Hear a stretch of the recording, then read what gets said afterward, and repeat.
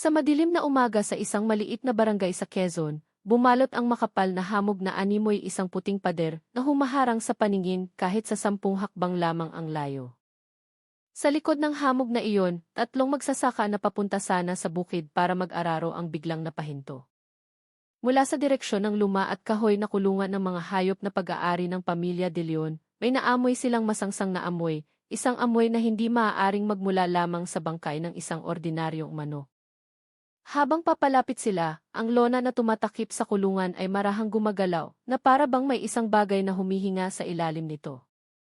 Bigla, isang malakas na kaluskos ang narinig, sinundan ng isang mahinang kalabog na tila may malaking bagay na bumagsak sa lupa. Dahan-dahang sinilip ng isa sa mga lalaki ang ilalim ng lona, at sa sandaling iyon, napasigaw siya ng malakas na umalingaw sa buong kaburulan. Hindi dahil sa dambuhalang sawa na gumagalaw sa loob, kundi dahil sa gitnang bahagi ng katawan nito na hindi pangkaraniwan ang laki at umbok, na para bang may itinatago itong isang bagay na hindi hayop.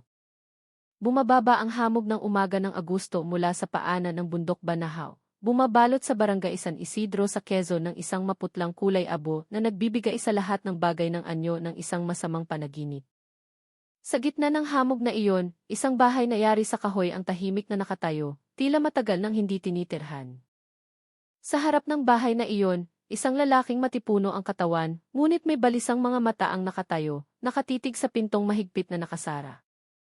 Ang pangalan niya ay Jose De Leon, mas kilala bilang Joy, isang 37 taong gulang na Dulce, na 3 araw pa lamang nakakauwi mula sa Saudi Arabia matapos ang ilang taong pagtatrabaho sa ibang bansa.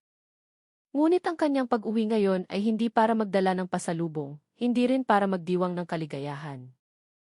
Mula nang tumuntong siya sa paliparan, isang masamang kutob na ang humahabol sa kanya na parang isang madilim na anino. At nang sa wakas ay makarating siya sa bahay ng kanyang mga magulang, na dati puno ng tawanan at tunog ng mga kawaling nag-uumpugan, isang bagay ang sumalubong sa kanya na nagpasikip sa kanyang dibdib, katahimikan. Isang katahimikang hindi normal. Isang katahimikang nagpatayo sa kanyang mga balahibo. Wala ang tunog ng mga yabag ng kanyang ina, si Aling Sonia, na karaniwang gumigising bago pa man sumikat ang araw para magpakulo ng tubig para sa kape. Wala ang tipikal na pag-ubo ng kanyang ama, si Mang Ramon, na laging naririnig mula sa sala tuwing umaga.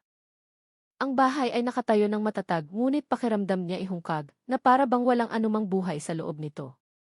Si Maria Clara Santos, ang kanyang asawa, na mas kilala bilang Clara, ang sumalubong sa kanya sa kusina. Maputla ang mukha ng babae. Nanginginig ang kanyang boses nang sabihin niyang, pumunta sina nanay at tatay sa Lucena, Joy. Mayroon daw pagtitipon ng pamilya. Ngunit nang tawagan ni Joy ang kanilang mga kamag-anak sa Lucena, ang sagot na nakuha niya ay nagdulot ng lamig sa kanyang batok. Walang anumang pagtitipon dito. Hindi sila dumating. Ibinaba ni Joy ang telepono na nanginginig ang mga kamay. Si Clara ay nakatayo lamang, pilit na umingiti, ngunit ang kanyang mga mata ay hindi sumasabay. Mula sa araw na iyon, isang takot ang gumapang sa buong katawan ni Joy. Sinubukan niyang pakalmahin ang sarili, sinasabing baka nagpunta lamang sa ibang lugar ang kanyang mga magulang, ngunit tinatanggihan ito ng kanyang lohika. Hindi sila kailanman umaalis nang hindi nagbibigay ng balita. Hinding-hindi. Wala pang isang linggo, lalong nabalisa si Joy. Pabalik-balik siya sa paglalakad sa bakuran, sinusuri ang bawat sulok na para bang maihinahanap na kahit anong bakas ng isang bagay na gumugulo sa kanyang isipan.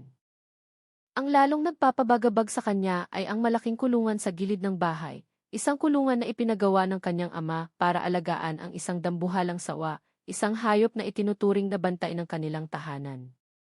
Mahigit 10 taon na nilang alaga ang sawang iyon, na karaniway mabangis at matakaw. Ngunit sa mga nagdaang araw, ayon kay Clara, ayaw na nitong kumain. Nakapulupot lamang ito sa isang sulok ng kulungan, tahimik na parang bato. Ang tiyan nito ay mukhang kakaiba, masyadong malaki, na para bang may itinatagong hindi nararapat. Sa tuwing titingnan niya ang kulungan, lalong bumibigat ang dibdib ni Joy. May masamang kutob na nakadikit na parang madilim na anino, ngunit hindi niya alam kung ano. Sa unang gabi ng kanyang pag-uwi, isang kakaibang amoy ang sumalubong sa paligid ng kulungan, amoy na parang basang laman na maihalong mamasa-masang lupa. Sinabi ni Clara na amoy lamang iyon ng nabulok na manok. Ngunit alam ni Joy ang pagkakaiba sa pagitan ng bangkay at ng isang bagay na mas kakatwa. Sa ikatlong gabi matapos ang kanyang pag-uwi, tuluyan ng sumuko si Joy sa kanyang takot. Bandang 4:30 ng umaga, naglakad siya patungo sa istasyon ng pulisya sa kanilang bayan at iniulat na mahigit 10 araw nang nawawala ang kanyang mga magulang. Nanginginig ang kanyang boses sa pagitan ng pag-aalala at galit. Ang pulis na nakaduty na tumanggap ng ulat ay sandaling natigilan, pagkatapos ay agad na tinawagan ang kanyang superior. Sa maikling panahon, natanggap ni Police Major Benigno Ben Reyes, ang hepe ng Criminal Investigation and Detection Group sa Quezon, ang espesyal na tawag na iyon. Kilala si Major Reyes bilang isang investigador na mahinahon at hindi madaling maimpluwensyahan ng emosyon. Ngunit nang marinig niya ang boses ni Joy sa telepono, isang boses na puno ng takot na maihalong manipis na pag-asa, alam niyang hindi ito isang ordinaryong kaso ng nawawalang tao. Mayroong isang bagay na hindi tama mula pa sa simula. Bandang 6:00 ng umaga, pumasok ang sasakyan ng pulisya sa baku-bakong daan patungo sa bahay ng pamilya De Leon. Ang hamog ay mababa pa ring nakabitin sa pagitan ng mga puno ng kape at kawayan na lalong nagpapadilim sa kapaligiran. Nakatayo si Joy sa harap ng bahay, naghihintay sa kanila. Pula ang kanyang mga mata na para bang hindi nakatulog buong gabi. Bumaba si Major Reyes mula sa sasakyan, tinitigan ang bahay na kahoy ng may mapanuring tingin. Dahan-dahan siyang lumakad, pinapansin ang bawat sulok, ang sahig na kahoy na tila sobrang linis, ang pintuan sa likod na bahagyang basa na parang katatapos lamang buhusan ng tubig, at ang malaking kulungan na natatakpan ng madilim na lona. May hindi tama mula pa noong umuwi ako, sir, sabi ni Joey na may paos na boses. Nagsimula sa kulungang iyan. Dahan-dahang itinaas ni Reyes ang isang sulok ng lona. Agad na lumabas ang isang malabnaw na amoy ng lansa, dumampi sa kanyang ilong na parang isang babala. Ang dambuhalang sawa ay hindi gumagalaw, ngunit ang gitnang bahagi ng katawan nito ay kitang-kitang umbok. Hindi normal. Tiningnan ni Reyes si Joey. Gaano nakatagal ninyong alaga ang hayop na ito? Mahigit 10 taon na po, sir, sagot ni Joey. Karaniwan po'y kahit ano kinakain yan, pero nitong mga nakaraang araw ayaw nang kumain. Dahan-dahang tumango si Reyes, ngunit ang kanyang isipan ay nagsimula ng mapuno ng mga tanong na nagpakunot sa kanyang noo. Ang kanyang karanasan bilang investigador ay nagturo sa kanya ng isang bagay, hindi nagbabago ng pag-ugali ang isang hayop ng walang matibay na dahilan. Habang ang forensic team na kararating lamang ay nagsisimulang maglagay ng police line sa paligid ng kulungan, muling tiningnan ni Reyes ang bahay. Isang malamig na hangin ang tila gumagapang mula sa loob ng mga dingding na kahoy, nagdadala ng isang hindi maipaliwanag na masamang pakiramdam. Lumabas si Clara mula sa kusina, may dalang termos ng mainit na tubig. Mahinahon ang kanyang mukha, sobrang kalmado para sa isang taong nawawala ang mga biyenan. Ang kanyang tingin ay umiiwas sa mga mata ni Reyes sa tuwing may itatanong ito. At iyon ang lalong nagbigay sa kanya ng hindi komportableng pakiramdam. Sa likod ng bahay, natagpuan ni Reyes ang sahig na basa pa rin, na para bang nilinis lamang noong nakaraang gabi. May mga bakas ng pagkuskos na kahina-hinala. Sa isang sulok ng kusina, may mga nagkalat na abo, mga labi ng pagsusunog ng isang bagay. Lahat ng ito ay maliliit na detalye, ngunit para sa isang bihasang investigador, ang maliliit na detalye ang susi sa malalaking kasagutan. Tumingin siya sa maulap na kalangitan at bumuntong hininga. May itinatago ang lugar na ito, mahina niyang sinabi. At kung ano man ang nakatago rito, hahanapin natin. Si Joy ay nakatayo na parang bato, malakas ang kabog ng kanyang dibdib. At mula sa direksyon ng kulungan, isang mahinang kaluskos ang narinig, na parang isang babala na ang madilim na misteryo ay nagsisimula pa lamang. Nakatayo si Major Reyes sa harap ng pintuan ng kusina, nakatitig sa basang sahig na kumikinang na parabang sa pilitang kinuskos. Yumuko siya, dinama ang sementadong ibabaw gamit ang dulo ng kanyang mga daliri. Mayroon pa ring malakas na amoy ng sabon, na maihalong isang bagay na mas malabo, isang manipis na amoy ng metal na lumilitaw lamang kapag may dugong dumana. Sino ang naglinis ng bahaging ito? Tanong ni Reyes nang hindi lumilingon. Si Clara ay nakatayo sa may pintuan, yakap ang kanyang mga braso. Ako po, sir. Kahapon po kasi may tumulong dugo ng manok kaya nilinis ko. Dahan-dahang tumango si Reyes, ngunit ang kanyang tingin ay hindi naniniwala. Manok, patag niyang sabi. Manok Nino. Sandaling natigilan si Clara. Manok po ng kapitbahay, sir. Dinala dito. Ang sagot ay masyadong mabilis, masyadong madulas para kay Reyes. Bawat salita ay parang isang pintong isinara ng nagmamadali. Nakatayo si Joy ilang hakbang sa likod ng kanyang asawa. Gusto niyang magsalita, ipagtanggol, magtanong, ngunit tila mabigat ang kanyang bibig. Si Reyes ang unang bumasag sa katahimikan. Kung ganoon, nawalan ba ng manok ang kapitbahay ninyo? Namutla ang mukha ni Clara. Hindi. Hindi ko po alam. Isang miyembro ng forensic team ang lumitaw mula sa likod ng bahay. Sir, na-check na po namin ang ilang bahay sa paligid. Walang sinuman ang nawalan ng manok. Sa katunayan, wala ni isang nag-aalaga ng manok sa kanila nitong nakalipas na 2 linggo. Ikinubli ni Joy ang kanyang mukha sa kanyang mga palad. Malakas na umalingaw ang boses sa kanyang isipan. May mali. Mayroong isang bagay na hindi sinasabi ni Clara. Nakatayo si Reyes, inilibot ang kanyang tingin sa buong kusina. Sa isang sulok, isang maliit na kalan na yari sa luwad ang kitang-kitang maitim. Ang mga natirang uling ay sariwa pa, hindi pa tuluyang malamig. Muli siyang yumuko, kinahig ang abo gamit ang dulo ng isang panulat. Isang maliit na piraso ng tela na kulay abo ang nakasiksik sa pagitan ng abo. Kinuha niya ito gamit ang isang tiyan. Ang dulo ng tela ay may malabong disenyo na parang dulo ng isang damit o belo na bahagyang nasunog. Nanlaki ang mga mata ni Clara. Hindi niya inaasahan na mahahanap ni Reyes ang pirasong iyon ng ganoon kabilis. Ginang Clara, mahina ngunit mariing sabi ni Reyes, ano po ba talaga ang sinunog dito? Kinagat ni Clara ang kanyang labi hanggang sa mamuti ito. Basahan lang po sa kusina na punit na. Matagal siyang tinitigan ni Reyes. Nanginginig ang mga mata ng babae kahit napilit na ngumingiti ang kanyang mga labi. Para sa isang bihasang investigador, ang katawan ay madalas na nagsasabi ng totoo kapag ang bibig ay nagsisinungaling. Bago pa man maipagpatuloy ni Reyes ang kanyang mga tanong, isang maliit na sigaw ang narinig mula sa gilid ng bakuran. Sir, ang kulungan. Tingnan niyo to. Nagmamadaling lumabas si Reyes. Malapit sa pinto ng kulungan ng sawa, ang lupa ay mas madilim kaysa sa paligid nito. Nang buhusan ng mga opisyal ng isang likido na nakakadetekta ng dugo, lumitaw sa ibabaw ng lupa ang mga markang kulay asul-lila, isang patunay na may isang bagay na duguan ang kinaladkad doon. Umatras si Joy ng 2 hakbang, puti na parang papel ang kanyang mukha. Agad na inutusan ni Reyes ang mga opisyal na kumuha ng sample. 5 minuto ang lumipas, lumabas ang paunang ulat, positibo sa protina ng dugo ng mamal. Ngunit hindi ito mula sa isang karaniwang alagang hayop. Isang mahinang ungol ang hindi sinasadyang lumabas sa bibig ni Joy. Diyos ko! Si Clara ay nakatayo sa beranda, ang kanyang katawan ay tila nawala ng lakas. Blanko ang kanyang tingin. Ngunit nakita ni Reyes ang isang bagay sa likod ng mga matang iyon, takot, pagsisisi, o isang lihim na matagal na niyang itinatago. Dahan-dahang lumapit si Reyes. Malumanay ang kanyang boses ngunit tumatagos na parang malamig na patalim. Ginang Clara, sigurado po ba kayong walang alam sa nangyari sa bahay na ito sa loob ng 2 linggo?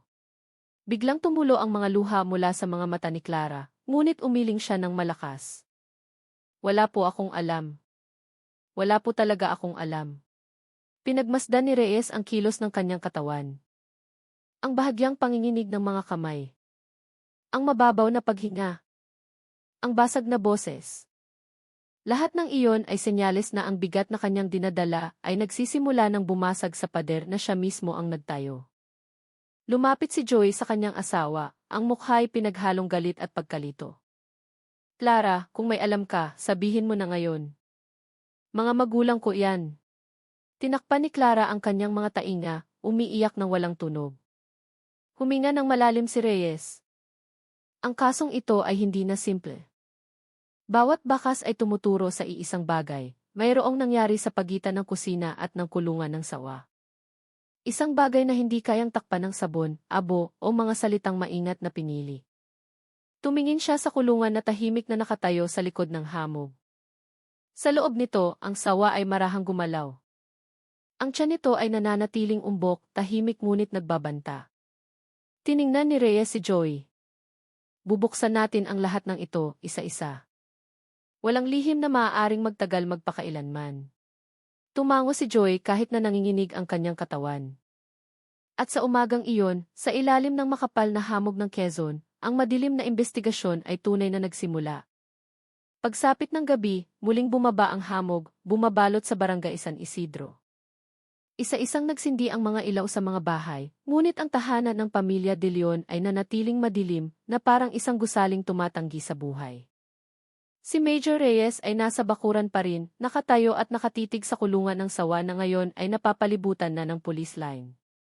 Malinaw na naririnig ang tunog ng mga kuliglig, ngunit mayroong isang bagay na nagpapabigat sa kapaligiran. Nakatayo si Joy hindi kalayuan sa kanya. Yakap ng lalaki ang sarili, na para bang sinusubukang pigilan ang panginginig na patuloy na gumagapang sa kanyang mga buto. Sa tuwing titingnan niya ang kulungan, ang kanyang isipan ay napupuno ng mga nakakatakot na tanong. Nasa loob kaya niyon ang kanyang mga magulang? Samantala, si Clara ay nakaupo sa beranda. Ang kanyang mga tuhod ay nakataas hanggang sa kanyang dibdib, ang buhok ay gusot, at ang kanyang mukha ay lalong namumutla sa bawat minutong lumilipas. Tila ang kanyang katawan ay nakikipaglaban sa isang bigat na hindi na kayang itago. Lumapit si Reyes sa dalawang pulis na naghahanda ng karagdagang ilaw. Simulan natin ang karagdagang pagsisiyasat sa likurang bahagi. Walang lalabas o papasok maliban kung inutusan ko, mariin niyang sabi. Matapos maging handa ang lahat, lumipat sila sa lugar sa pagitan ng kusina at ng kulungan, kung saan natagpuan ang malabong mansa ng dugo kaninang umaga. Nagsimulang umambon na nagpakinang sa lupa. Tinutukan ng ilaw ang bawat pulgada ng ibabaw, naghahanap ng mga bakas na maaaring napalampas. Isang pulis ang nag-alis ng manipis na layer ng lupa gamit ang isang maliit na pala at mahinang nagsalita, "Sir, tingnan niyo to." Lumuhod si Reyes. Sa ilalim ng layer ng lupa, mayroong isang mahabang bakas ng pagkakaladkad, mga 1 metro at kalahati ang haba, na direktang tumuturo sa pinto ng kulungan. Ang bakas ay hindi malalim, ngunit sapat na upang ipakita na may isang mabigat na bagay ang minsang iginulod doon. Susubok sanang lumapit si Joy, ngunit pinigilan siya ni Reyes gamit ang kamay. Huwag munang lumapit. Sa ilalim ng liwanag ng ilaw, malinaw na nakikita ang bakas. Masyadong malaki para sa isang manok, masyadong tuwid para sa bangkay ng isang hayop. Napahawak si Joy sa kanyang bibig. Nagsimulang dumaloy ang kanyang mga luha, kahit sinusubukan niyang pigilan. Isang pulis naman ang sumuri sa mga siwang ng kahoy ng kulungan at may natagpo ang nagpatahimik sa lahat, isang maliit na piraso ng telang kulay kape, nakasabit sa isang basang pako at may amoy lansa. Pinagmasdan ni Reyes ang pinong disenyo nito. Nakita na niya ang isang katulad na tela sa isang lumang litrato ni Aling Sonia na nakasabit sa sala. Isang lamig ang gumapang sa kanyang batok. Ilagay sa evidence bag, mahinang utos ni Reyes. Si Clara, na nanonood mula sa malayo, ay lalong yumuko. Marahan ang pagyanig ng kanyang mga balikat. Nakita ito ni Reyes. Ang reaksyong iyon ay hindi reaksyon ng isang taong takot lamang. Ito ay reaksyon ng isang taong may alam at sinusubukang labanan ang mga alaala na gustong kumawala. Lumapit ang isa sa mga pulis kay Reyes at iniabot ang resulta ng mabilisang pagsusuri mula sa mansa sa sahig ng kusina. "Sir, ito po ang resulta."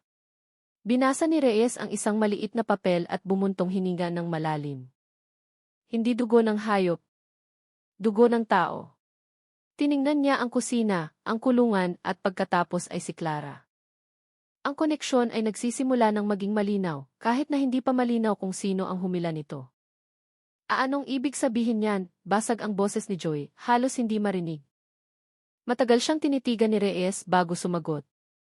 Mayroong isang bagay na itinatago ang mga magulang mo o nagkaroon ng alitan bago sila mawala. Mabilis na umiling si Joy. Hindi, wala po. Mahigpit sila, pero hindi sila kailanman aalis ng walang paalam. Hindi ganito. Dahan-dahang tumango si Reyes at lumakad patungo sa beranda kung saan nakaupo si Clara. Yumuko siya sa harap nito. Ginang Clara, malumanay niyang sabi, ngunit matalas na parang isang punyal. Isa lang ang itatanong ko ngayong gabi. Mayroon po ba kayong itinatago? Isang bagay na nangyari dito bago umuwi ang asawa ninyo. Itinaas ni Clara ang kanyang mukha, pula ang kanyang mga mata, ngunit malamig, na para bang isang taong matagal nang nagtitiis ng isang pasanin. Nanginginig ang kanyang mga labi. Wala. Wala po akong alam, mahina niyang sagot. Ngunit iba ang sinasabi ng kanyang katawan. Basag ang kanyang boses, mababaw ang paghinga. Tumayo si Reyes. Sige, pero bukas ng umaga, sisimulan natin ang malawakang pagsisiyasat. Hindi na ako makapaghintay pa. Sumenyas siya sa kanyang team na isara ang lugar at maglagay ng 2 bantay malapit sa kulungan. Habang isa-isang pinapatay ang mga ilaw, isang mahinang kaluskos ang narinig mula sa loob ng kulungan, isang paggalaw mula sa isang bagay na malaki, mabigat at hindi mapakali. Mabilis na lumingon si Joy. Ikinubli ni Clara ang kanyang mukha. Tahimik na nakatayo si Reyes, nakatitig sa kulungan na may madilim na paningin. Sa likod ng lonang basa ng ulan, ang sawa ay mahigpit na nakapulupot, at ang gitnang bahagi ng katawan nito ay marahang gumalaw. Na para bang may isang bagay na sumusubok lumabas, o nagsisikap sumigaw mula sa loob. Dahan-dahang gumapang ang gabi sa barangay San Isidro. Ang ambon na bumuhos mula pa noong hapon ay nag-iwan na lamang ng tunog ng mga patak ng tubig mula sa dulo ng yero. 2 pulis ang nagbabantay malapit sa kulungan ng sawa. Isang lampara ang nakasabit, nagbibigay ng isang maputlang dilaw na liwanag. Ngunit kahit hangin at tunog lamang ng mga insekto ang naririnig, hindi mapakali ang 2 pulis. May isang kakaibang pakiramdam na nakabitin sa hangin, na para bang ang bahay na iyon ay nagpipigil ng hininga. Hindi pa umuwi si Major Reyes. Pinili niyang umupo sa isang maliit na outpost sa likod ng bahay, pinagmamasdan ang bakuran habang nagsusulat ng mga tala, ngunit ang kanyang isipan ay wala sa libro. Ang kanyang tingin ay patuloy na sumusulyap sa direksyon ng kulungan. Ang malaking umbok sa ilalim ng lona ay tila bahagyang gumagalaw sa tuwing umiihip ang hangin. Sa loob ng bahay, si Joy at Clara ay nakaupo sa sala ng walang imikan. Sila ay parang 2 aninong na wala ng boses. Gustong magtanong ni Joy, gustong pilitin si Clara na magsabi ng kahit ano, ngunit sa tuwing ibubukan niya ang kanyang bibig, sumisikip ang kanyang dibdib. Si Clara naman ay nakatitig lamang sa sahig, ang kanyang mga kamay ay mahigpit na nakakuyom sa ibabaw ng kanyang mga hita. Bandang 11:00 ng gabi, tumayo si Reyes mula sa kanyang upuan upang muling suriin ang kulungan. Muling bumuhos ang manipis na ulan na nagpadulas sa lupa. Ang mga pulis na nagbabantay ay nagbigay ng maliit na saludo nang siya ay lumapit. Lahat po ay ligtas, sir, sabi ng isa sa kanila. Tumango si Reyes.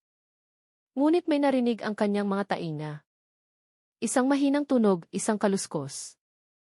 Hindi tunog ng sawa na gumagalaw sa dayami, kundi parang tunog ng isang mabigat na bagay na sinusubukang gumalaw mula sa loob. Marahang umindayog ang lampara dahil sa hangin. Ang anino ng lona ay sumasayaw sa lupa. Sumenyas si Reyes sa mga pulis na mas lumapit sa pagbabantay. Bigla, mula sa loob ng bahay, narinig ang tunog ng isang pinggan na nahulog. Nagulat sina Joy at Clara. Agad na tumakbo papasok si Reyes, kasunod ang mga pulis. Madilim ang sala. Nakatayo si Clara na nakahawak sa bibig, tensyonado ang mukha.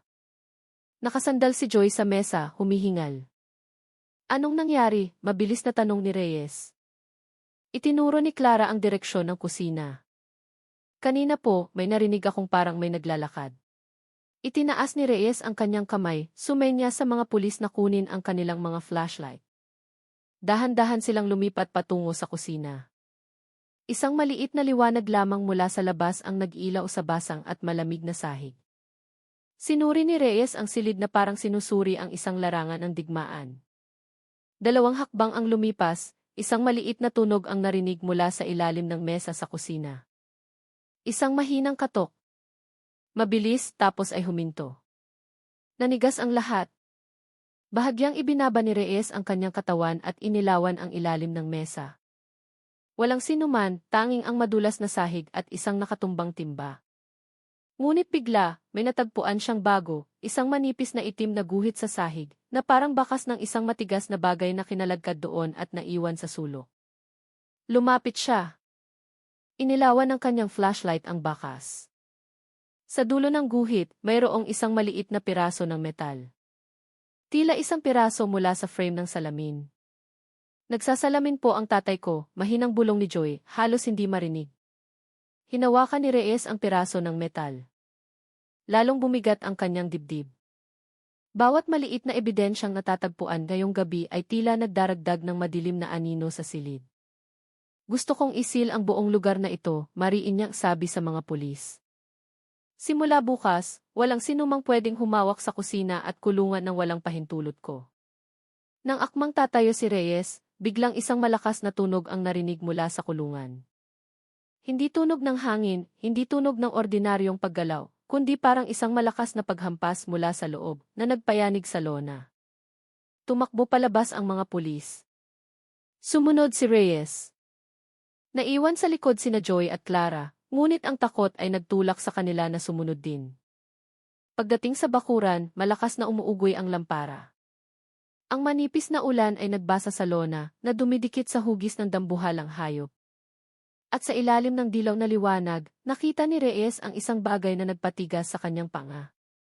Ang gitnang bahagi ng katawan ng sawa ay gumagalaw pataas at pababa. Hindi ito ordinaryong paghinga, hindi paggalaw ng sawa matapos kumain, kundi parang may isang bagay sa loob na sumusubok lumabas. Isang pulis ang bumulong. Sir, ano iyon? Hindi sumagot si Reyes. Nakatitig lamang siya, pigil ang hininga. Sa likuran niya, napasigaw si Clara ng mahina at agad na tinakpan ang bibig. Napahawak si Joy sa dibdib nang hihina ang mga binti. Lumapit si Reyes ng isang hakbang kahit na pinipigilan siya ng isang pulis. Mula sa loob ng kulungan, isang mahinang tunog ang narinig na parang isang mahabang buntong hininga na tumagos sa lona. At sa unang pagkakataon mula nang magsimula ang investigasyon, naramdaman ni Reyes ang isang lamig na gumapang sa kanyang gulugod. Mayroong isang bagay sa loob ng kulungan.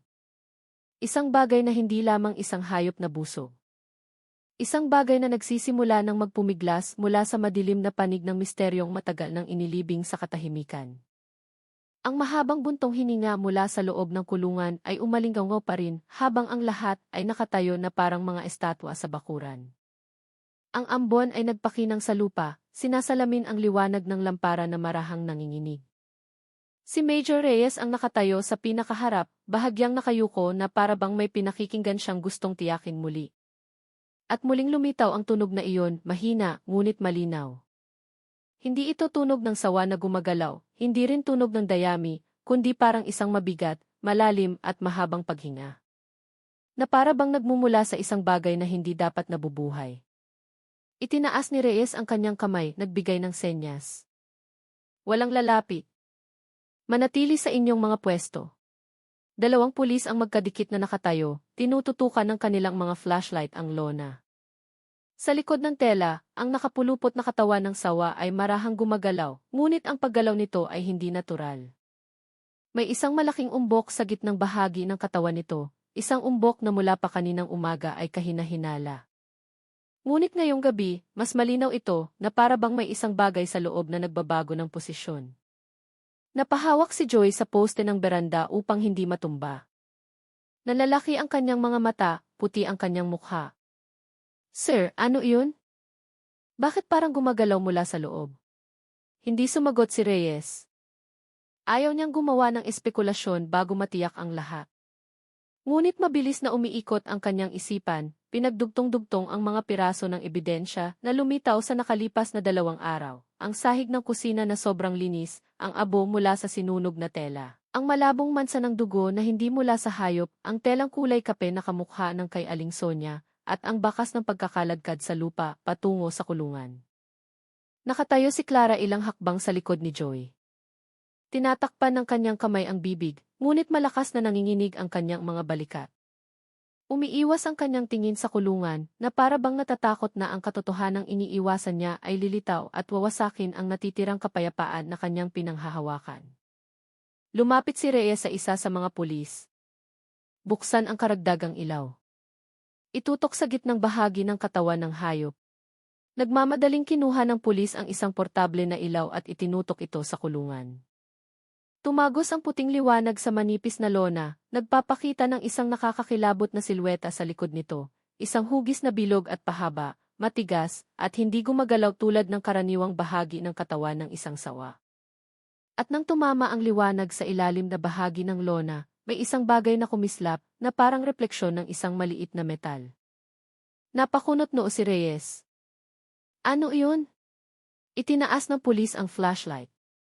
Muling nakita ang maliit na kislap na matatagpuan sa pinakaumbok na bahagi ng tiyan ng sawa. Napalunok si Joy. Basag ang kanyang boses. Nagsusuot po ng gintong singsing ang tatay ko, sir. Kumikinang yun kapag natatamaan ng ilaw.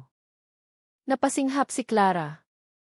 Nawala ng balanse ang kanyang katawan at muntik nang matumba kung hindi siya nasalo ng isang babaeng pulis sa likuran niya. Ipinikit niya ang kanyang mga mata. Dumaloy ang mga luha ng hindi mapigilan. Ang kilos ng kanyang katawan ay malinaw, mayroong isang bagay na mas malaki kaysa sa takot. Lumapit si Reyes ng kaunti, tinitigan ang lona ng may matalas na mga mata. Mag-ingat! Lahat kayo, umatras ng 5 hakbang, sabi niya. Tumaas ang tensyon. Lumakas ang ulan. Ang ihip ng hangin ay nagpakaway sa lona na parang hininga ng isang dambuhala.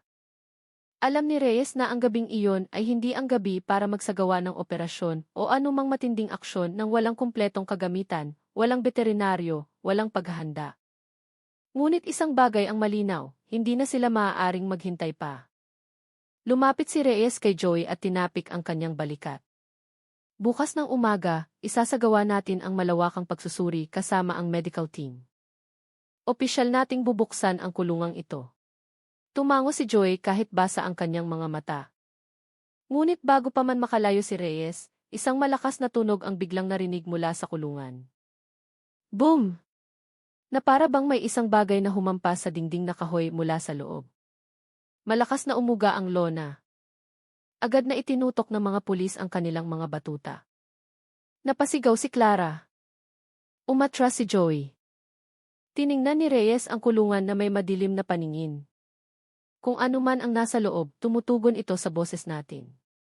Sandali siyang pumikit, huminga ng malalim at tiningnan ang buong team. Simula ngayon, babantayan ang kulungang ito 24 oras. Walang sinumang pwedeng lumapit nang wala akong pahintulot. Hindi natin alam kung ano ang nasa loob ng katawan ng hayop na iyan. Pero sigurado ako, hindi ito isang bagay na dapat nandoon. Kinagat ni Clara ang kanyang labi hanggang sa magdugo. Si Joy ay nakatitig lamang sa kanyang asawa na maihalong takot at hinala. At nang umatras na ang lahat, isang huling tunog ang narinig mula sa loob ng kulungan. Hindi sitsit, hindi kaluskos, kundi tunog na parang isang matigas na bagay na nahulog mula sa isang maliit na taas, marahang tumalbog sa sahig ng kulungan at umalingaw-ngaw sa basang gabi. Nanlaki ang mga mata ni Reyes. Mayroong isang bagay sa loob ng tiyan ng sawa. At ang bagay na iyon ay gumagalaw. Mahaba ang pakiramdam ng gabing iyon na para bang huminto sa pag-ikot ang orasan. Matapos ang huling tunog mula sa loob ng kulungan, pinili ng lahat na manatili sa maliit na outpost, naghihintay ng karagdagang utos mula kay Major Reyes.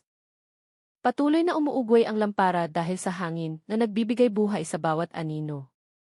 Hindi mapakali si Joy sa kanyang pagkakaupo, nakatakip ang mga kamay sa mukha. Nakaupo si Clara sa malayo, yakap ang kanyang mga tuhod, hindi magawang tingnan ang kanyang asawa. Nakatayo si Reyes sa gilid ng outpost, hindi inaalis ang kanyang mga mata sa kulungan.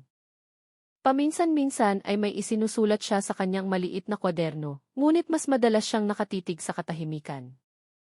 Isang masamang pakiramdam ang dahan-dahang gumagapang, na para bang ang masamang kutob na matagal na niyang pinipigilan ay nagkakaroon na ng malinaw na anyo.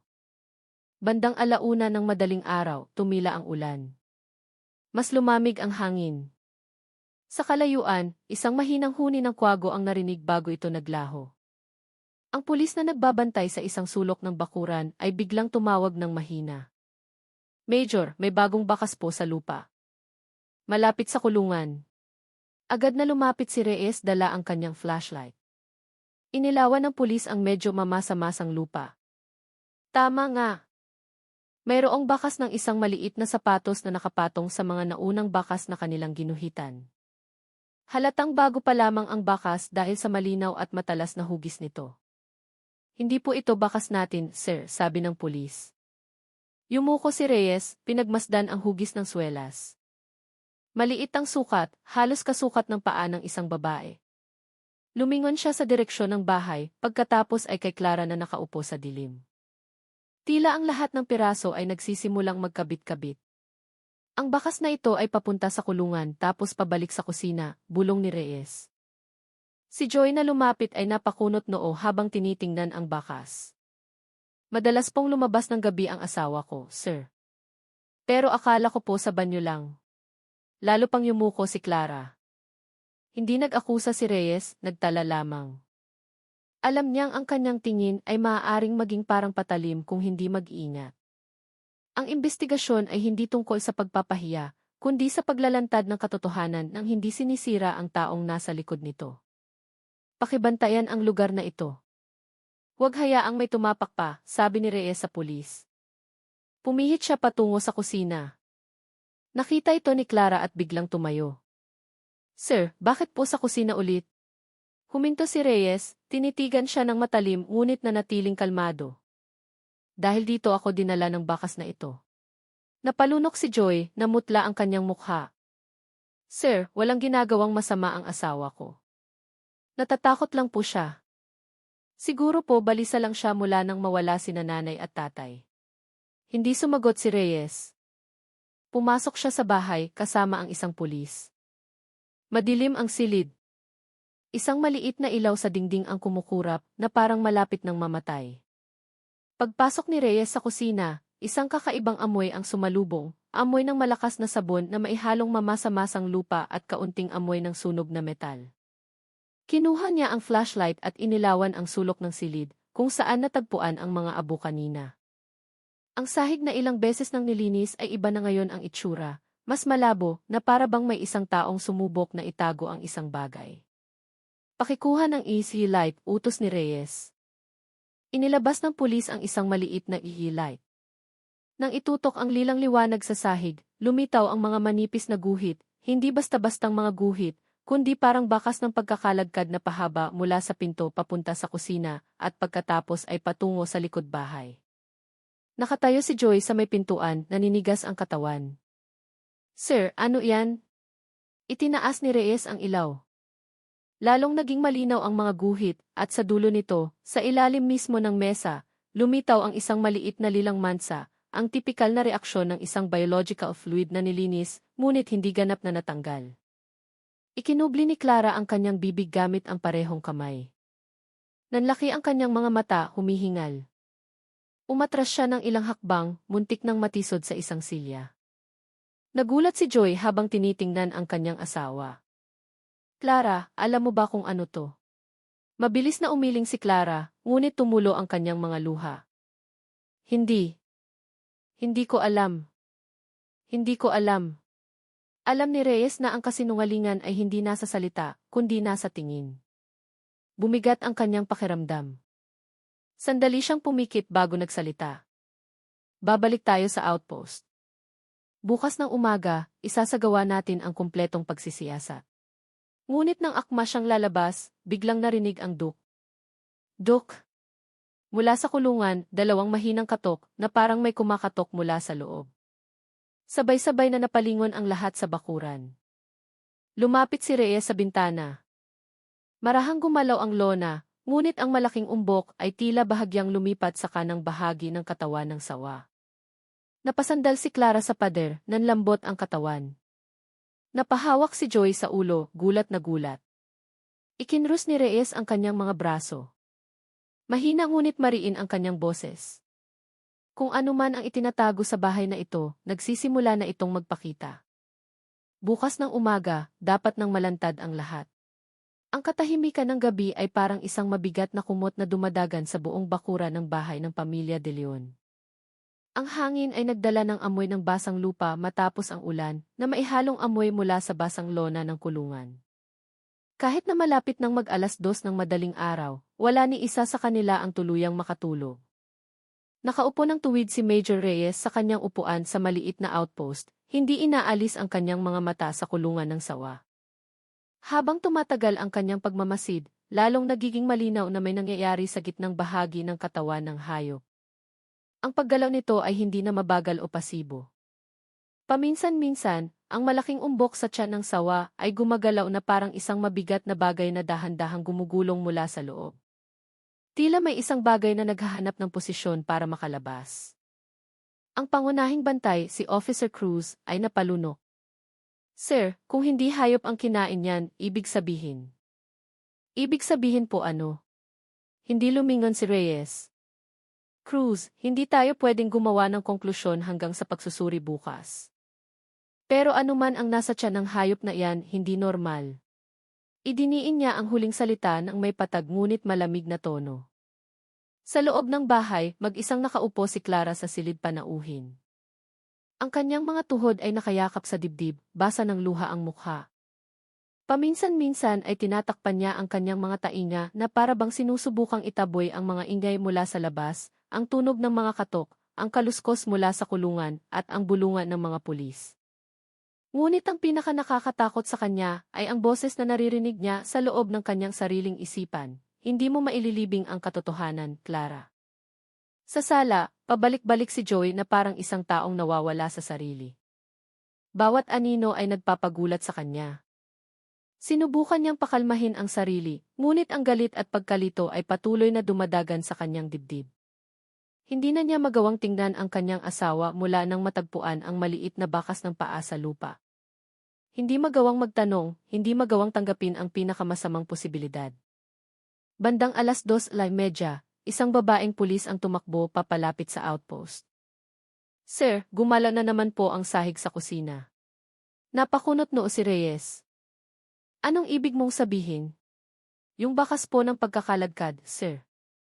Parang lumapad po, na parang may bagong likido na lumalabas mula sa siwang ng sahig.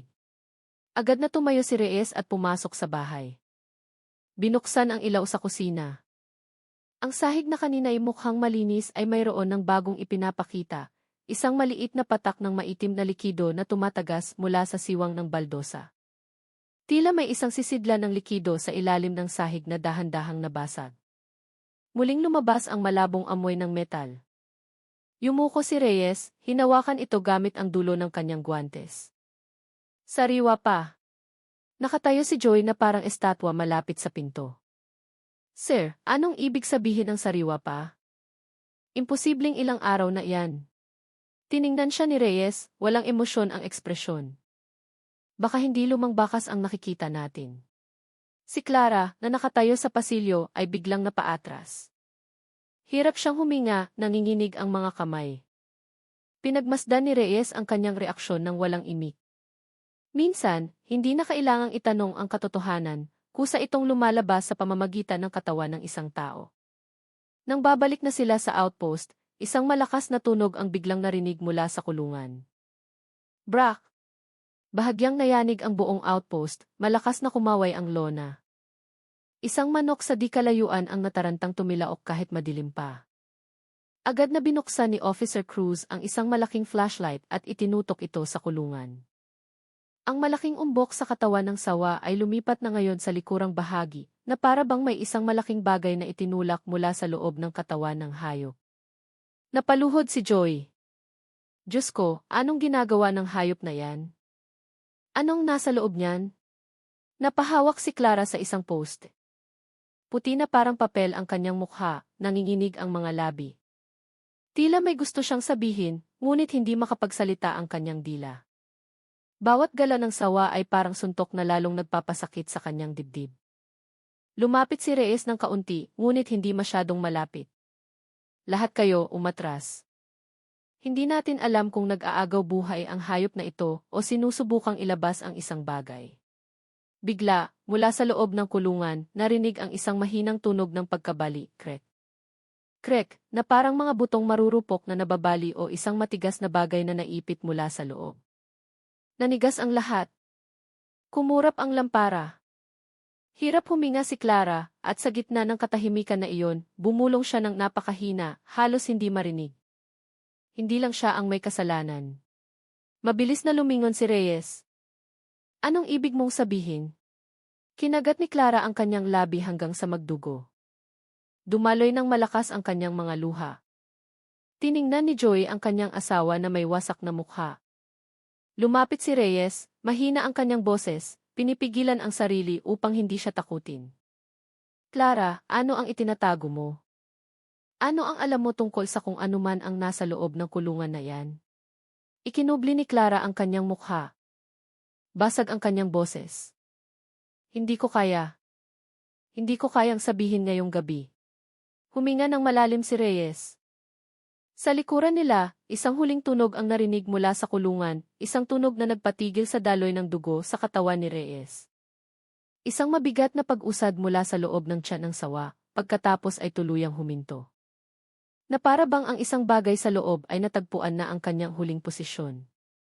Hindi pa tuluyang sumisikat ang araw, ngunit isang manipis na kulay abong liwanag na ang gumagapang mula sa likod ng kabundukan. Ang malamig na hangin ay tumatago sa balat, at ang hamog ay nakabitin sa mga dahon ng saging sa likod ng bahay ng pamilya De Leon. Sa bakuran, ang kulungan ng sawa ay nakatayong naninigas na parang isang itim na aninong naghihintay na may magbukas ng kanyang lihim. Walang gumagalaw mula nang marinig ang huling tunog ilang oras na ang nakalipas. Nakatayo si Major Reyes na nakakrus ang mga braso, nakatitig sa kulungan na walang anumang ekspresyon sa mukha. Ngunit sa likod ng kanyang kahinahunan, mabigat ang kanyang dibdib. Alam niyang ang umagang ito ang huling araw kung saan hindi na maaaring ipagpaliban pa ang katotohanan. Dumating ang forensic medical team at isang veterinaryo mula sa Maynila bandang alas 5. Bumaba sila mula sa kanilang sasakyan dala ang mga kahon ng kagamitan, guwantes, malalaking ilaw at mga gamit sa operasyon ng hayop. Naging tahimik ang kapaligiran nang sila ay lumapit. Si Dra. Ramirez, ang veterinaryong namumuno sa team, ay lumapit kay Reyes. Nalagyan na po ba ng pampakalma ang hayop mula kagabi? Umiling si Reyes. Walang sinumang naglakas loob na lumapit. Hindi agresibo ang hayop pero hindi normal ang mga kilos nito. Tiningnan ni Dra. Ramirez ang kulungan na may kunot sa noo. Kung ganyan kalaki ang umbok tulad ng nasa ulat ninyo, hindi ito simpleng problema sa panunaw. Tiningnan siya ni Reyes ng malalim. Handa na kami sa anumang posibilidad. Nakatayo si Joy sa beranda, maputla ang mukha. Si Clara naman ay nasa isang sulok ng silid, yakap ang sarili. Hindi siya magawang tumingin sa labas. Bawat tunog mula sa bakuran ay parang isang pako na tumutusok sa kanyang mga alaala. Sumenya si Reyes sa team. Simulan na natin. Maingat na binuksan ng mga pulis ang isang bahagi ng lona. Tumama ang liwanag ng umaga sa katawan ng dambuhalang sawa. Ang hayop ay hindi na gumagalaw. Ang balat nito ay mamasa-masa ngunit malamig at ang malaking umbok sa tiyan nito ay mukhang nanigas na, hindi na gumagalaw. Kinuha ni Dra. Ramirez ang kanyang stethoscope at idinikit ito sa gilid ng katawan ng sawa. Ilang segundo ang lumipas bago niya itinaas ang kanyang mukha. Major, patay na po ang hayop, mahina niyang sabi. Ang mga salitang iyon ay bumasag sa katahimikan.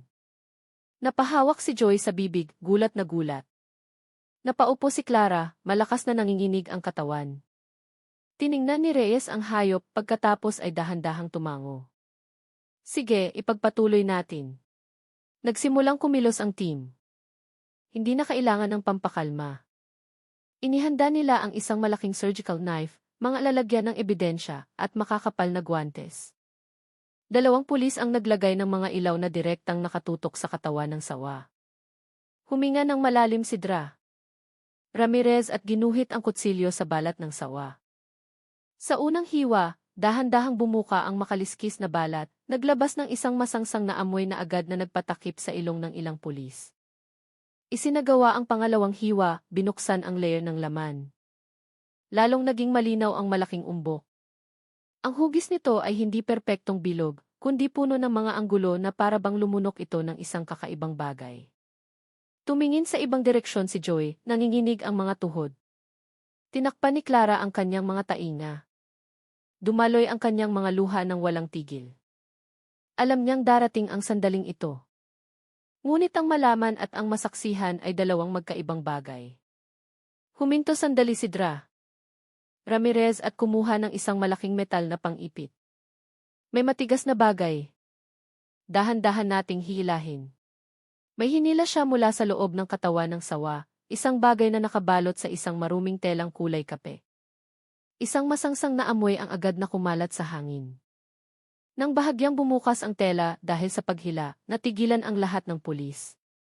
Sa dulo ng tela, nakita ang isang maliit na piraso ng sarong na may disenyong batik na kilalang-kilala ng buong barangay. Napasigaw si Joy ng mahina, bumagsak sa lupa. Yan! Yan ang kay tatay. Lalo pang umiyak si Clara, tinatakpan ang mukha. Sandaling yumuko si Reyes at nag-utos, ipagpatuloy. Kailangan nating ilabas lahat. Mas malakas na hinila ng mga pulis, lalong bumukas ang tela, at sa likod nito, lumitaw ang isang hugis na hindi maaaring pagkamalan, isang braso ng tao. Maputla at naninigas, kitang-kita ang ilang bahagi ng buto.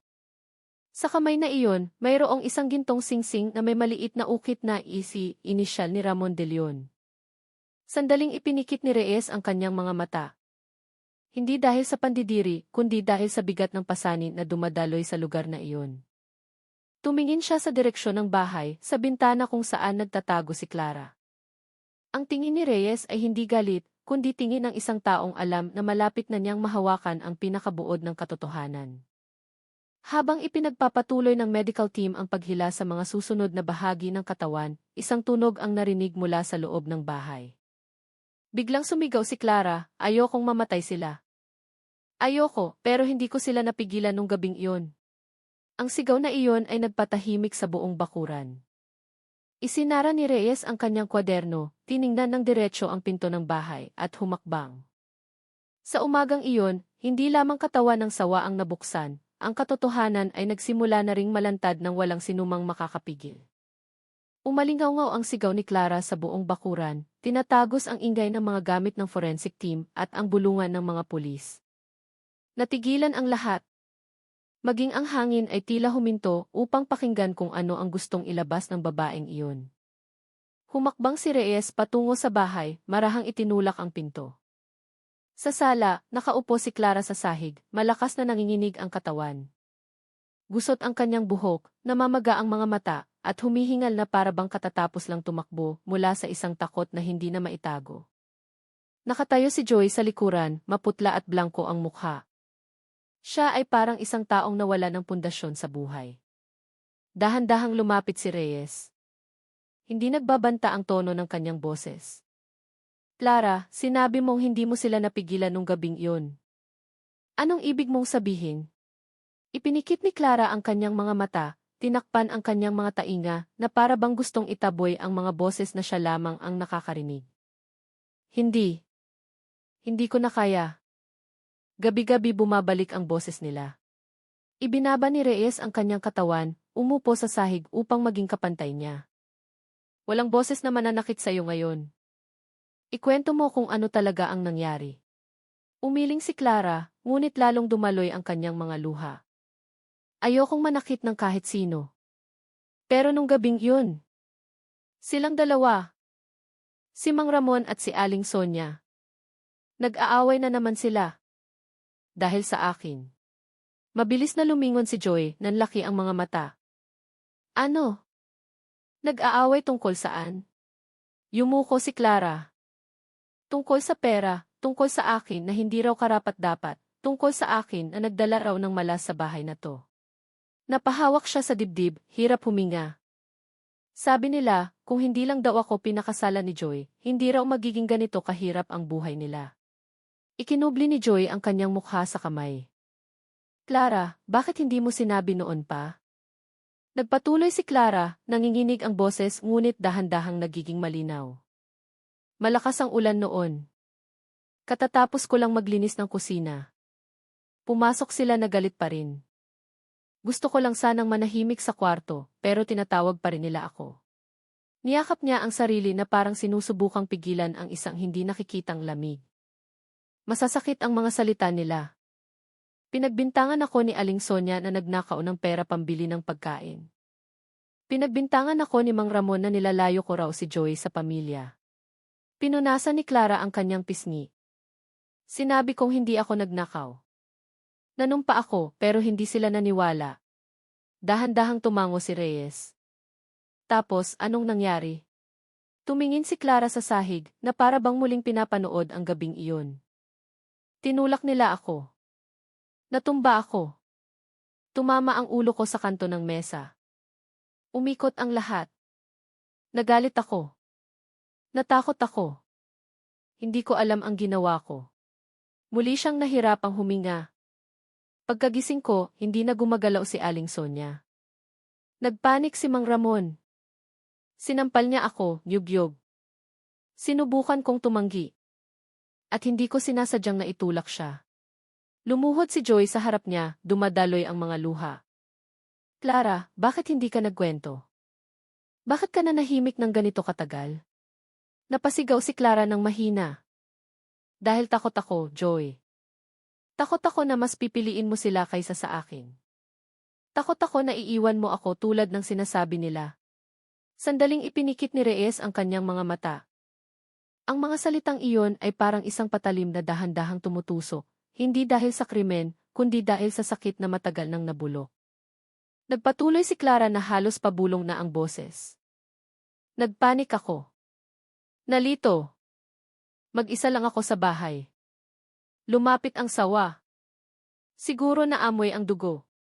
Pigil niya ang hininga, basag ang boses. Wala akong intensyon. Pero nagdilim ang isip ko. Naisip ko na kung walang ebidensya, kung mawawala ang lahat. Kinagat niya ang kanyang labi hanggang sa magdugo. Yung sawa. Itinulak ko sila. Hindi ko na makita. Gusto ko lang na mawala ang lahat. Naging tahimik ang silid. Tanging ang hikbi ni Clara ang naririnig. Tiningnan ni Reyes ang babae ng may komplikadong tingin. Hindi galit, hindi pandidiri, kundi isang halo ng simpatsya at ang bigat ng responsibilidad bilang isang investigador. Clara, malumanay niyang sabi. Ang nangyari nung araw na iyon ay isang trahedya, hindi plano. Pero ang pinili mong gawin pagkatapos, ang pagtago ng mga bangkay, paglinis ng dugo, pagsunog ng ebidensya, yan ang nagkulong sa iyo. Tumango si Clara sa gitna ng kanyang pag-iyak. Alam ko po, sir. Alam ko. At pinagsisisihan ko iyon bawat segundo. Niyakap ni Joy ang kanyang asawa, ngunit nanginginig din ang kanyang katawan. Haharapin natin to ng magkasama. Pero kailangan mong maging tapat. Simula ngayon. Ipinikit ni Clara ang kanyang mga mata. Dumaloy ang mga luha ng walang tigil. Magiging tapat na po ako. Ikukwento ko ang lahat. Tumayo si Reyes, huminga ng malalim at tiningnan ang dalawa ng may bigat. Sige, mahina niyang sabi. Pagkatapos ng pagsusuri, sasama ka sa akin sa opisina. Kailangang maitala ito ng opisyal. Tumingin siya sa direksyon ng kulungan, kung saan nagpapatuloy pa rin ang proseso ng pagkilala. Lumabas na ang katotohanan. At walang daan pabalik. Sa wakas, tumagos na ang sinag ng araw sa hamog ng Quezon. Nang matapos ang proseso ng pagkilala, dahan-dahang isinara ang dalawang body bag. Yumuko ang mga pulis. Samantala, si Joy ay nakatayong naninigas na parang isang estatwa. Ang kanyang mukha ay nagbago sa isang bagay na mahirap unawain, sa pagitan ng pagkawala, galit at isang kalungkutang hindi na mapigilan. Dinala na si Clara sa isang upuan sa sala ng isang babaeng pulis. Basa ang kanyang mukha, blanko ang mga mata, at mahigpit na nakatiklop ang kanyang mga kamay sa kandungan. Hindi na siya umiiyak ng malakas, tahimik na lamang na dumadaloy ang kanyang mga luha, na para bang isang taong sa wakas ay tinanggap na ang mundong sinubukan niyang panatilihin sa kabila ng lahat ng takot ay gumuho na. Lumapit si Major Reyes kay Joy. Nakikiramay ako. Hindi ito ang katapusan na ninanais ng sinuman. Marahang tumango si Joy. Hindi. Hindi ko po alam ang dapat kong maramdaman, sir. Mga magulang ko sila. Pero asawa ko rin siya. At ako. Hindi niya na ipagpatuloy. Ang mga salita ay bumara sa kanyang lalamunan. Tinapik siya ni Reyes sa balikat. Minsan, binibigyan tayo ng buhay ng mga pagsubok na hindi patas. Pero kailangan nating piliin ang tamang daan kahit gaano pa kapait. Samantala, pinatayo ng mga pulis si Clara. Nanginginig siya, ngunit hindi lumaban nang ihatid siya palabas ng bahay patungo sa sasakyan ng pulisya. Mabigat ang kanyang mga hakbang na parabang naglalakad patungo sa isang tadhana na alam na niya at tinanggap na. Bago pumasok sa sasakyan, tiningnan niya si Joy sa huling pagkakataon sa umagang iyon. Joy, patawarin mo ako, halos hindi marinig ang kanyang boses. Hindi sumagot si Joy. Tinitigan lamang niya ang kanyang asawa na may mga matang puno ng luha. Hindi dahil sa galit, kundi dahil sa isang sugat na masyadong malalim para mabuo ng mga salita. Tumango si Reyes sa mga pulis. Dahan-dahang umandar ang sasakyan pababa sa baku-bakong daan, iniwan ang bahay na sa umagang iyon ay mas tahimik pa kaysa dati. Lumipas ang ilang linggo. Mahaba ang naging paglilitis, maraming patong-patong na pagsusuri. Tinawag ang mga saksi mula sa barangay, nagbigay ng testimonya ang mga forensic expert, at paulit-ulit na isinagawa ang rekonstruksyon. Walang nagpahiwatig na may intensyon si Clara na pumatay. Lahat ng ebidensya ay tumuturo sa isang trahedya na dulot ng tensyon, pagod, at alitan sa pamilya na naipon sa loob ng maraming taon. Gayunpaman, kailangang hatulan ng korte ang resulta, hindi lamang ang intensyon. Hinatulan si Clara ng 20 taong pagkakakulong. Umiyak siya nang marinig ang desisyon, ngunit hindi lumaban. Walang pagtanggi. Tinanggap niya ang lahat ng may pagsuko, na parabang isang taong sa wakas ay huminto na sa pagtakbo. Pagkatapos ng paglilitis, lumabas si Reyes mula sa gusali ng korte at natagpuan si Joy na mag-isang nakaupo sa hagdanan. Ang lalaki ay mukhang mas matanda na kaysa sa kanyang edad. Malungkot ang kanyang mga mata, bagsak ang mga balikat, at tila nawala ng lakas ang kanyang katawan. Umupo si Reyes sa tabi niya. "Kumusta ka, Joy?" Huminga ng malalim si Joy. "Hindi ko po alam, sir. Pakiramdam ko, lahat ng ito ay isang mahabang masamang panaginip na ayaw magising." Tumingin sa malayo si Reyes. Minsan, hindi tayo binibigyan ng buhay ng panahon para maghanda. Binibigyan lang tayo ng katotohanan at hinihiling na magpakatatag. Marahang tumango si Joy. "Galit po ako. Pero naaawa rin ako kay Clara. Hindi siya masamang tao, sir. Nagkamali lang siya ng landas sa isang maling gabi." "Tama," mahinang sagot ni Reyes. Ang kabutihan ng isang tao ay minsan nasisira dahil sa isang masamang desisyon na ginawa sa gitna ng takot. Ikinubli ni Joy ang kanyang mukha, nanginginig ang mga balikat. Tinapik siya ni Reyes sa likod. Mabagal ang takbo ng oras sa araw na iyon, at sa unang pagkakataon mula nang magsimula ang investigasyon, naramdaman ni Reyes ang pagod, hindi dahil sa trabaho, kundi dahil sa bigat ng buhay na kanyang nasaksihan. 3 taon ang lumipas, sa panahon ng tag-araw, bumalik si Joy sa kanilang lumang bahay, sa unang pagkakataon mula nang mangyari ang lahat. Naayos na ang bahay. Wala na ang kulungan ng sawa, winasak ilang buwan matapos ang investigasyon. Mas tahimik na rin ang barangay, bagaman ang kwento tungkol sa trahedya ng pamilya De Leon ay bulong-bulungan pa rin sa mga residente tuwing sasapit ang dilim. Nakatayo si Joy sa bakuran, tinitingnan ang lugar kung saan dating nakatayo ang kulungan. Ngayon, isang maliit na puno ng mangga ang tumutubo doon, itinanim ng anak ng kanilang kapitbahay bilang simbolo na ang buhay ay laging dapat magpatuloy. Huminga siya ng malalim. "Naitay, patawad po," mahina niyang bulong. "Hindi ko na mababago ang nakaraan pero natuto ako." Tumingin siya sa langit. Dahan-dahang tumama ang sikat ng araw sa kanyang mukha. Minsan, ang sugat ang pinakatapat na guro. At matututunan kong alagaan ang natitirang buhay ko ng mas maayos. Sa di kalayuan, nakita niya si Reyes na naglalakad papalapit. Medyo mas marami ng puting buhok ang lalaki, ngunit ang kanyang tingin ay nananatiling mahinahon, mariin, ngunit puno ng pakikiramay. "Binibisita ang nakaraan?" tanong ni Reyes. "Opo," sagot ni Joy, bahagyang umiti. "Kailangan kong isara ang kabanatang ito." Tumango si Reyes. Ang pagsasara ay hindi nangangahulugang paglimot. Nangangahulugan lamang ito na pinili mong magpatuloy. Tumayo sila ng magkasama sa katahimikan. At sa bakuran na minsang nagtago ng isang madilim na lihim, marahang umihip ang hangin, tinatangay ang mga natitirang bakas ng sugat. Nag-iwan ito ng isang aral na mananatili habang buhay, na ang galit, gaano man kaliit, kapag kinimkim ng matagal, ay maaaring magwasak ng isang pamilya, na ang takot ay maaaring mag-alis sa tao ng katinuan, at na ang katapatan. Kahit gaano kapait, ang tanging daan upang mailigtas ang kung anuman ang natitira. Tiningnan ni Joey ang puno ng mangga na dahan-dahang tumutubo. Kailangang magpatuloy ang buhay, sir. Ngumiti si Reyes. Tama. At hindi ka naglalakad mag-isa. Sa gitna ng liwanag ng umaga, ang mahabang kwento ay sa wakas